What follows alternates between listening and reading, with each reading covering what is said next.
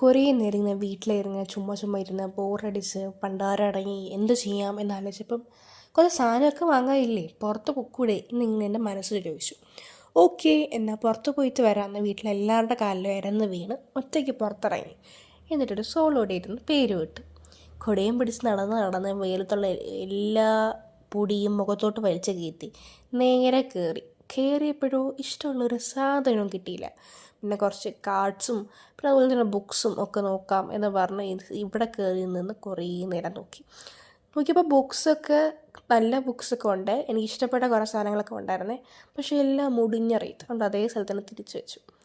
പിന്നെ നോക്കിയപ്പോൾ എനിക്ക് പരിചയമുള്ളൊരു ബുക്ക്, എൻ്റെ കയ്യിലുള്ളതാ. ഇതൊന്നും എടുത്ത് നോക്കി.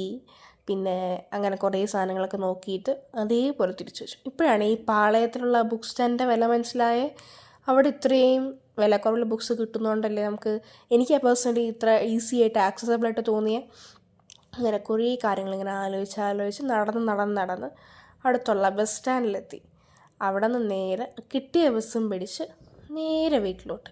സത്യം പറഞ്ഞാൽ ഈ പുറത്തിറങ്ങിക്കഴിഞ്ഞ് എങ്ങനെയെങ്കിലുമൊക്കെ വീട്ടിൽ കയറുള്ളൊരു ത്വരയാണ്. പുറത്ത് പോയില്ലെങ്കിലോ വീട്ടിൽ ഇരുന്ന് മടുപ്പ്. എന്തൊക്കെ പറഞ്ഞാലും ഇങ്ങനെ വീട്ടിൽ വന്ന് ഈ കാറ്റും കൊണ്ട് ഇവിടെ ഇരിക്കുക എന്നുള്ളത് എനിക്ക് ഭയങ്കര ഇഷ്ടമുള്ള കാര്യമാണ്. അപ്പോൾ അത്രയേ ഉള്ളൂ. ബൈ.